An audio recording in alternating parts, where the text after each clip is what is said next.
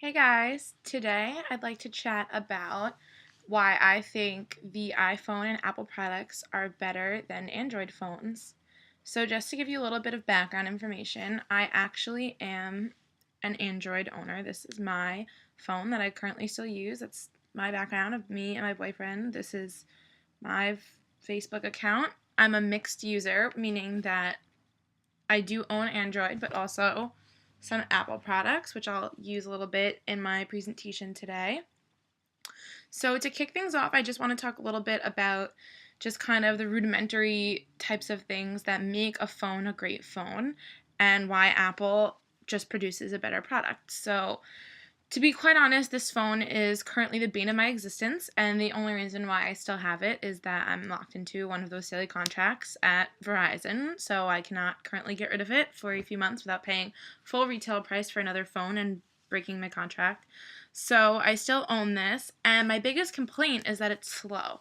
So slow to connect, to drop the calls. It doesn't make a full connection to the internet. It's really a terrible phone, and that has to do with the processing system. And the iPhone happens to have iOS 7, which is the same thing that runs systematically all across Apple products, making Apple products a lot more accessible and a lot more frequently updated, being that they're very consistent and user friendly. The Apple phones also have a quick startup. So when I turn my phone on in the morning and I need to check my messages for work and for my friends, I'm trying to catch up on everything. It's really honestly a pain when my phone takes almost 5 minutes to turn on, get connection, load all of the missed messages. It really is just a pain. So in the 2013 New York Times article, they actually go into further detail on how much quicker the iPhones are, and they have a video to accompany the article. And I just wanted to show you a little tiny clip of it. There's no sound or anything, but just to get a better look at how much faster it is to load these things. So if you can see here, there's a little bit of a glare, but I'm going to press play. And this compares 2 Apple products and 1 Android product. And this is going to show the load up screens. And here it gives you some numbers. If you tilt it, you can see that the iPhone actually came in the quickest with 400 milliseconds for the load. The second Apple product came in first, and then the last one to come in was the Moto X, which is an Android product, and it came in with about 1500 milliseconds. I'm going to put all the links to these in the comments of my video just because it's hard to see, and maybe you'd like to see the statistics just if you're curious. I also have all of the stats of each phone versus another phone, and I compile them all together on like a techie website, and I'll put that in the link too so you guys can see the boring types of specs, but they actually do make up a really great phone, and those are all the components that are really important in a phone. So another great thing about Apple products are actually the brand itself. Apple products are super minimalist. They're very sleek. They're straight to the point. The Apple phones do exactly what they promise. They have great warranties. They have great customer service. If your phone's still under its warranty, it takes almost nothing besides waiting on a 10-minute line to get your phone fixed right up, permitted that it wasn't your fault that it's broken, like you dropped it in a pool or something, which I may or may not have done a couple of times.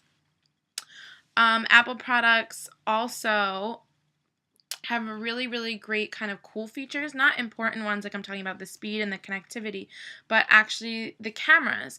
So on my phone, another complaint that I also have about my Android is that the camera is just terrible.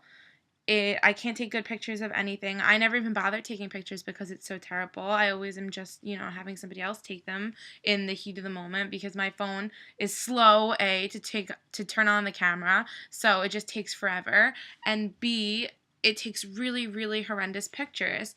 But here, in another New York Times article, they also have another video accompanying it, and it shows some of the cool features. Still, the 5S is pretty great. The camera does so many tricks that you try out for Cirque du Soleil. Slow-mo, burst mode, panoramas, filters, and 2 different colored flashes. They go off together, mixed to match the lighting of your scene. Flash photos look much better. And there's a fingerprint sensor built right into the home button. It learns up to 5 fingers like this. unlock it like this.